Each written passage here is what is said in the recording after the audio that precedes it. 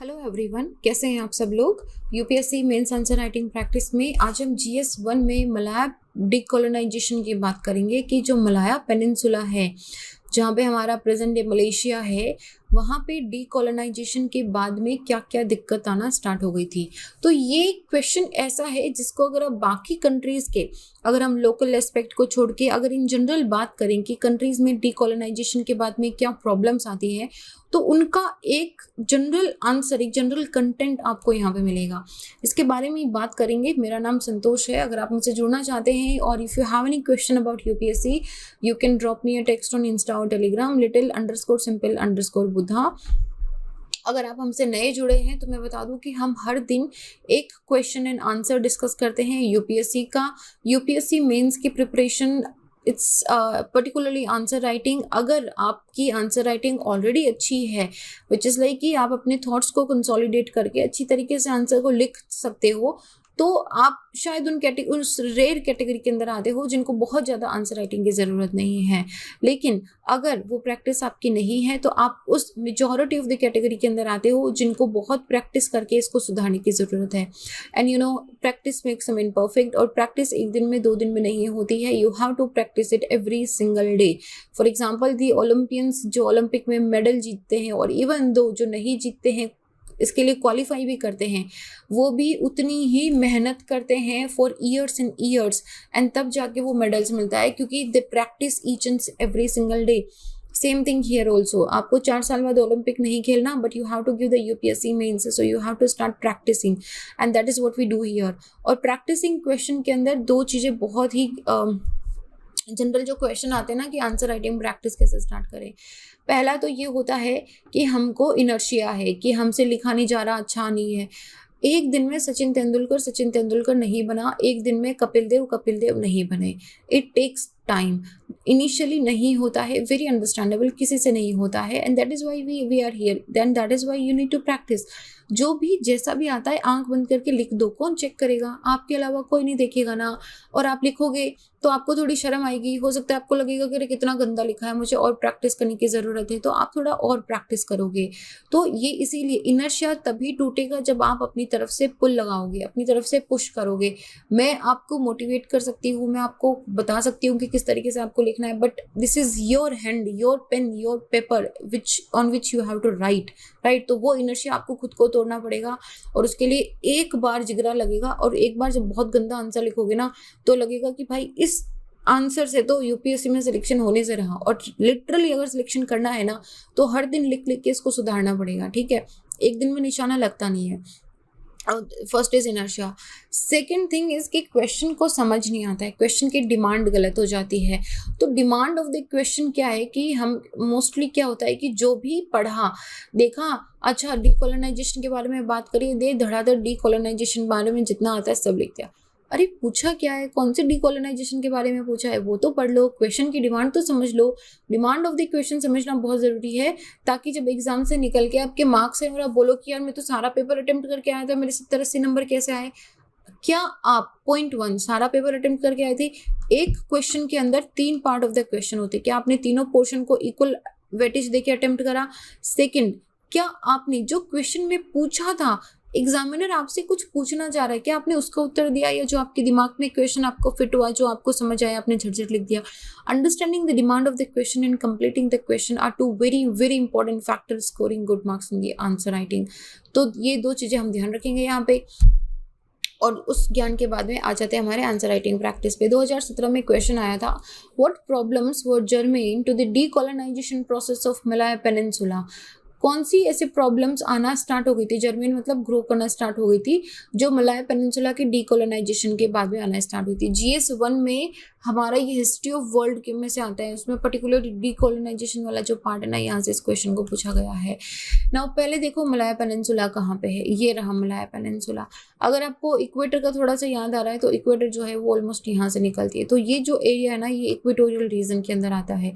Equatorial region के अंदर आता है कि यहाँ पे मचा के प्लांटेशन होता था। प्लांटेशन मतलब जो हमारी कैश क्रॉप्स हैं, या हमारा रबड़ प्लांटेशन है, इस तरह के प्लांटेशंस होते थे यहाँ पे। तो यहाँ पे जो कॉलोनीज बनाई गई थी, उनका मेन पर्पस यही था।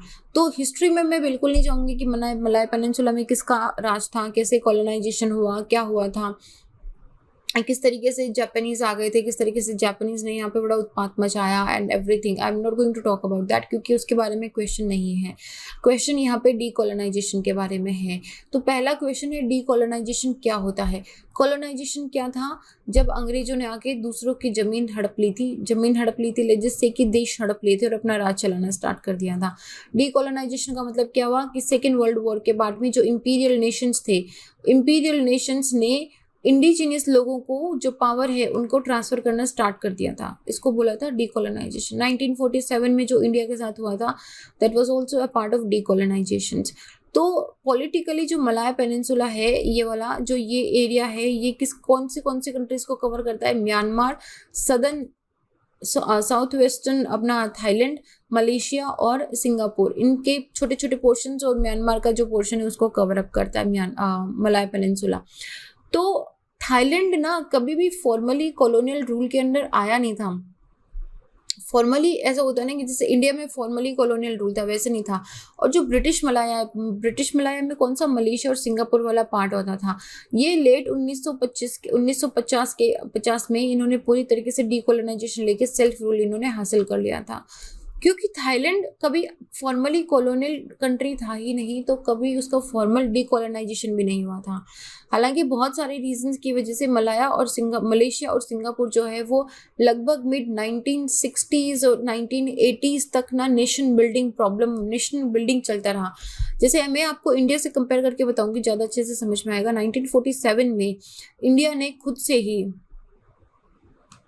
इंडिया ने अपना नेशन बिल्डिंग जो है प्रोग्राम स्टार्ट कर दिया था, जैसे कि हम इंडिपेंडेंट हुए थे। मलेशिया एंड सिंगापुर के अंदर ये इंडिपेंडेंट लेट 1950s में हो गए थे, लेकिन इसके 20-30 साल बाद तक भी जो कंप्लीट नेशन बिल्डिंग का काम है वो कंटिन्यूसली चलता रहा। क्या क्या चैलेंजेस आए थे? सबसे पहले इकोनॉमिक चैलेंज में देखो, वर्ल्ड वॉर 2 के बाद में ये जो पेनिनसुला था यहाँ पे बहुत उत्पात मचाया गया था, जिसकी वजह से मलेशिया की रोड एंड इंफ्रास्ट्रक्चर जो है वो ग्रेटली डैमेज हो गई थी। दूसरा इकोनॉमिक, पहला तो ये हो गया इंफ्रास्ट्रक्चर खत्म हो गया। दूसरा मनी की बात करते हैं। इंटरनेशनल कमोडिटी प्राइस और एक्सचेंज रेट्स जो है वो कॉन्स्टेंटली ऊपर नीचे फ्लक्चुएट हो रही थी। उसकी वजह से यहाँ पे बिल्कुल जो कारोबार है वो ठप हो गया था। और देखो रबड़ प्लांटेशन यहाँ पे, क्योंकि रबड़ प्लांटेशन क्यों हो रहा है यहाँ पे, ये इक्वेटोरियल एरिया है। यहाँ पे इक्वेटोरियल एरिया के अंदर रबड़ प्लांटेशन बहुत अच्छा होता है, तो रबड़ प्लांटेशन इनका मेजर यहाँ पे ऑक्यूपेशन हुआ करता था और यहीं से इनको फॉरेन एक्सचेंज अर्निंग मिलती थी। लेकिन इस फ्लक्चुएशन की वजह से और प्लस जो सिंथेटिक रबड़ यहाँ पे बनना स्टार्ट हो गया था, सिंथेटिक रबड़ की वजह से ये जो नेचुरल रबड़ है इसका डिमांड बहुत कम हो गया था। तो डिमांड कम हो गया है, एक्सचेंज रेट में फ्लक्चुएशंस बहुत है, इसकी वजह से जो वेजेस हैं कम चली गई थी, अनएम्प्लॉयमेंट बहुत ज़्यादा बढ़ गया था। और जैसे ही अनएम्प्लॉयमेंट धीरे धीरे बढ़ना स्टार्ट हुआ, वहाँ पे कम्युनिस्ट इंसर्जेंसी और पॉलिटिकल अनरेस्ट का इन्होंने ब्रीडिंग ग्राउंड बना लिया था। मोस्टली यही होता है कि अगर लोगों को रोजगार नहीं मिलता है, then they go for the another way which is taking the arms in their hand, and that is what happened here. The communist insurgency and political unrest का माहौल बन गया था। फिर यहाँ पे racial harmony and communist insurgency, ये दो दिक्कतें भी होना स्टार्ट हो गई थी। मलेशिया में रेशियल कॉम्पोजिशन है, सबसे ज़्यादा यहाँ के मलाया पीपल हैं, उसके बाद चाइनीज़ और इंडियंस हैं। तो यहाँ पे क्योंकि जब ये डीकोलोनाइज हुआ और यहाँ के जो इंडिजिनियस लोग थे, इंडिजिनियस मलायाज थे, अगर देखो यहाँ पे जो हक है अगर वो चाइना के लोगों को या इंडियंस को दे दिया जाता तो ये माना जाता कि ब्रिटेन ने जो पावर है वो चाइना या इंडिया को ट्रांसफर कर दी है। So for them also it was mandatory कि इंडिजिनियस मलाया लोगों को, जो वहाँ के खुद के लोग हैं, उनको पावर ट्रांसफर करी जाए। तो जब पावर ट्रांसफर करी गई तो मलेशिया के ये जो मलाया पीपल हैं, दे आर द मुस्लिम, तो उन्होंने अपना इस्लाम रिलीजन रखा, मलाया को नेशनल रिलीजन और नेशनल लैंग्वेज, इस्लाम को नेशनल रिलीजन और मलाया को नेशनल अपनी लैंग्वेज रखी थी। और उन्होंने जो इंडिजिनियस मलायाज थे उनको रिजर्वेशन भी देना स्टार्ट कर दिया था। तो यहाँ पे जो बाकी दो कम्युनिटीज़ थी, इंडियन एंड चाइनीज़, उनमें रोष था।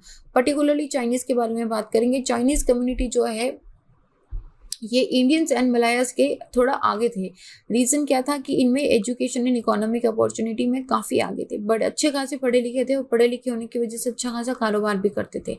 तो इन्होंने क्या करा कि सेकेंड इलेक्शन से पहले अपनी एक ऑपोजिशन पार्टी बना ली चाइनीज वहाँ के लोगों ने, और वो वहाँ पे उस इलेक्शन पार्टी में जीत गए, और उनकी जैसे ही जीत हुई वहाँ पे racial riots in state of emergency आना स्टार्ट हो गया था।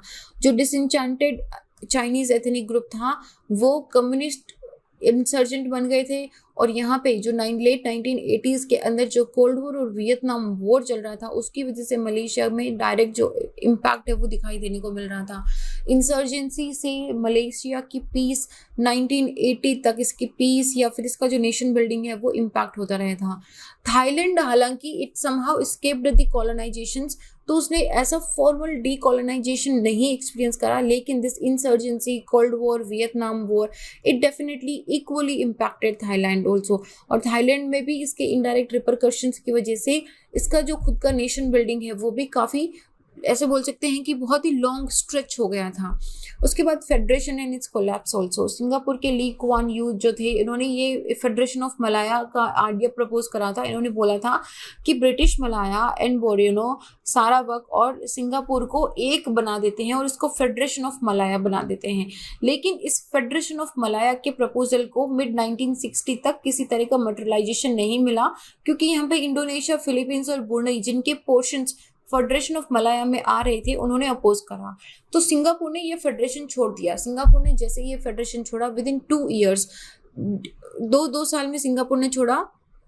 2 साल में बनने के बाद 1963 में, हालांकि ये मटेरियलाइज नहीं हुआ था टिल 1960s, 1965 के अंदर सिंगापुर ने पॉलिटिकल एंड इकोनॉमिक डिस्प्यूट की वजह से इस फेडरेशन को छोड़ दिया और खुद को बोला कि मैं भाई अपना रिपब्लिक चलाऊंगा। बाकी जो economic and politics of Malaya peninsula था वो काफ़ी फ्रेजाइल स्टेट में रहा because of this events and uncertainties. तो मलाया पेनिनसुला का जो डीकोलोनाइजेशन है, it is largely a result of what a long reconciliation process. Malayan nationalist और जो यूरोपियन कॉलोनियल पावर थे उनके बीच में, जैसे हमारे यहाँ पे नहीं हो रहा था कि हम संधि वार्तालाप कर रहे हैं, वैसे रॉन्ग रिकन्सिलिएशन वहाँ पे भी हो रहा था। तो एक म्यूचुअल कॉम्प्रोमाइज आया था जिसने ब्रिटिशर्स को ये कॉन्फिडेंस दिया था कि अभी अभी ना फटाफट से हम डीकोलोनाइजेशन को, प्रोसेस को थोड़ा स्पीड अप कर सकते हैं, जिससे थोड़ा स्मूथ डीकोलोनाइजेशन हो गया था। लेकिन उस डीकोलोनाइजेशन के प्रोसेस में, जैसे कि बहुत सारी कॉलोनीज के अंदर हुआ था, ब्रिटिशर्स ने इन चीज़ों का ध्यान नहीं रखा था कि किस तरीके से ये जो नेशन इसको हम छोड़ के जा रहे हैं, इस तरीके से ये खुद को अपलिफ्ट कैसे करेगा। Not every nation is same, not every people, not every situation is same.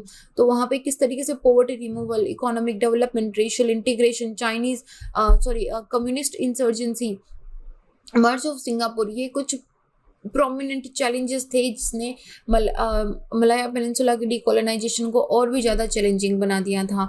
तो दिस वाज इट। अगर आप ये लिख दोगे ना, सोशो इकोनॉमिक, ये इतनी प्रॉब्लम्स थी यहाँ पे, इंटरनेशनल का जो इशू था, अगर इतना लिख दोगे तो आपका आंसर कंप्लीट हो जाएगा।